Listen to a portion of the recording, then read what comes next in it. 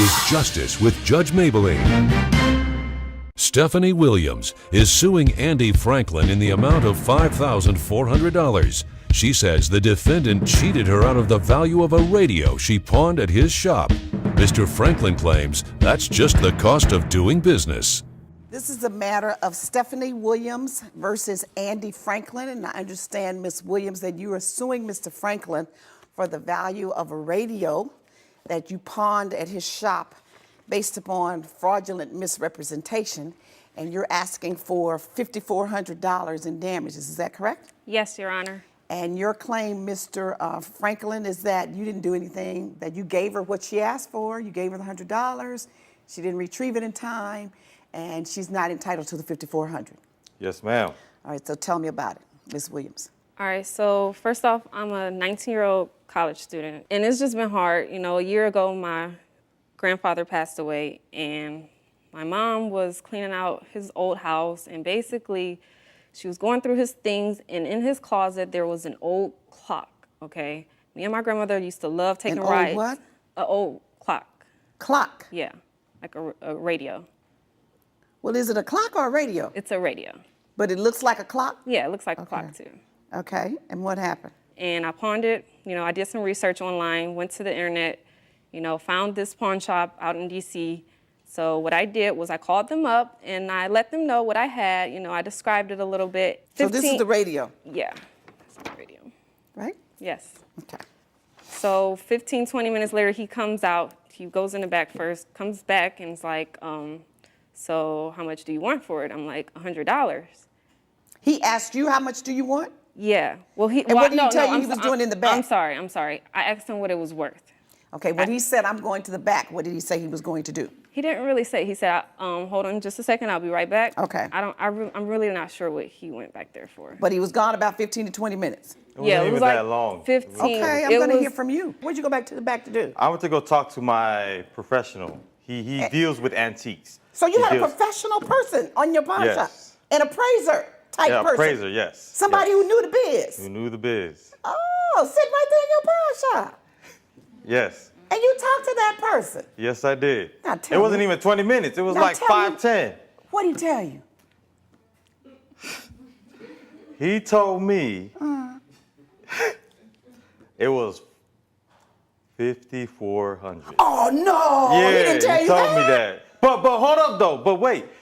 Hold the up. reason why I told you her it was worth $5,400? And then you told her it was worth $100? The reason for me telling her that. The reason for my deception is, say those words. I don't see it as a deception. I see What it you as, see it as? you know, as a chance to survive, I guess. You know. Because you having hard times too, right? Yeah. Yeah, you want your business to thrive. When he came back out, give me the conversation. Oh, when he came back out, that's when he was like, or that's when I asked, I said, what is the radio worth, you know? Or what is my grandpa's radio worth? And he's like, it's only worth $100.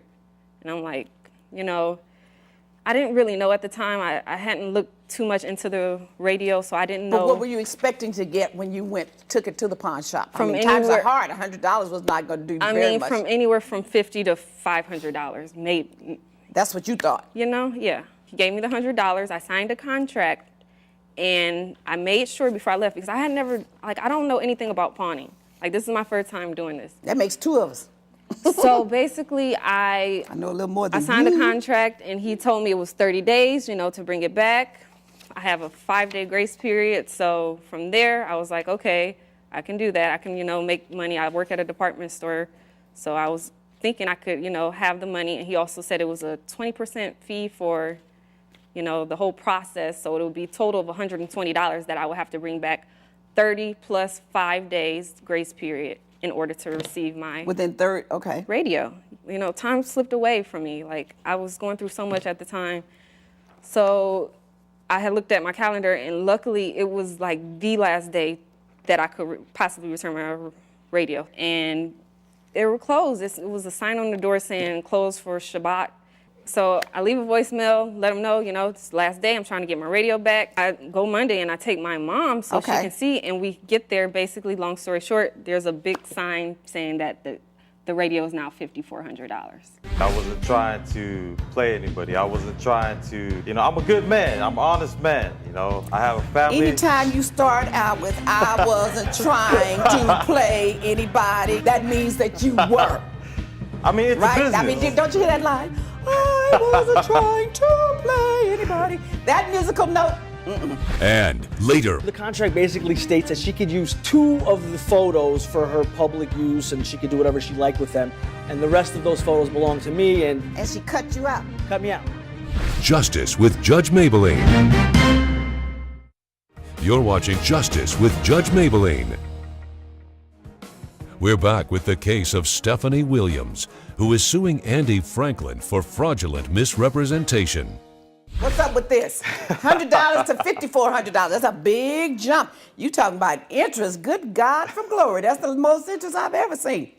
I wasn't trying to play anybody. I wasn't trying to, I'm a good man. I'm an honest man. I have a family. Anytime you start out with "I wasn't trying to play anybody," that means that you were. I mean, it's a Right? business. I mean, don't you hear that line? I wasn't trying to play anybody. That musical note. I'm trying to help. I came here from Ethiopia. My mom's Ethiopian. So you want to hustle this little girl I so ain't you trying can to help hustle. It's not hustle. It's more like a business choice. What's good for my business? Okay. You're not gonna go out there and be like, she asked you how much is it worth, and you say it's $5,400. I expected her to fight for it. Oh. I expected her to say 100. Nah, it's not 100. That's worth more than 100 or something like Right. that. So that's what I So expected. she didn't even know the game at all. She didn't come back with you and fight or anything. Nah. She So didn't I know was how like, to finagle, huh? exactly. I was like, oh well. I guess this is what's up. Oh, well, another one bites the dust. I mean, I wasn't trying to. I wasn't. I just felt that she was gonna fight it back. It's her grandfather's. But when she did, Mr. Franklin, But come on, if Mr. it's your Franklin. grandfather's, if it's very, very important to you, you have to fight for it. I know. I mean, And that's whether why I'm you here. know the That's why game or she not, here- and that's why she's here today fighting. Now you said but the it's sold magic already. word. It's done. It's sold already. It's- Oh well. It's not over till the Justice with Judge Mablean puts down the gavel. Yes, ma'am. Uh-huh. Yes, ma'am. So, here is the disclosure agreement because she has you on a couple of accounts. First of all, you were deceptive. That's a fraudulent practice.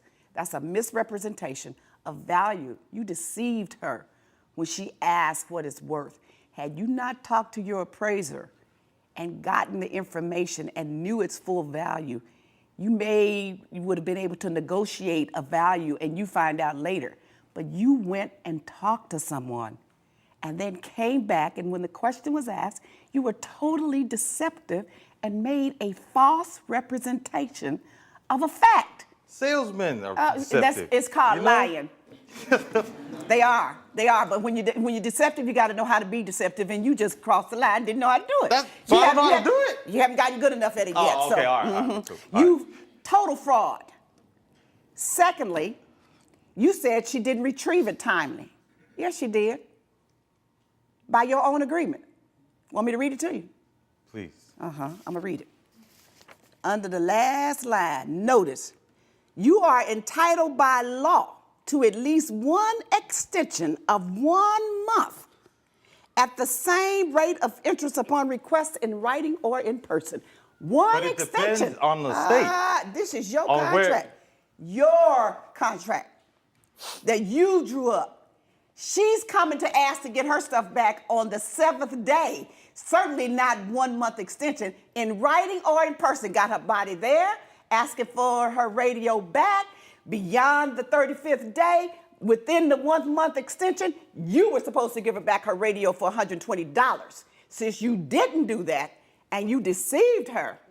But it was a choice I had to make Ah. as a business. And you know? made a choice, and I'm going to make a judgment. Oh. The judgment Yeah. is you owe her $5,400. The whole thing? The whole thing. I can't keep like. That's what you got for it? $5,400. Okay, minus $120. All right, cool. Minus $120. That sounds- That's what you owe. And that's the sounds cool. judgment for the plaintiff. All Thank you. Judge Mablean has ruled in favor of the plaintiff for $5,280, the value of the radio minus the pawn price and 20% return fee. You know you were wrong for selling my grandpa's radio, but at least I got my money back. Nah. You got my money back. The remark that I made is that the world would be taken over by Asians and that they would rename our club the Pandas.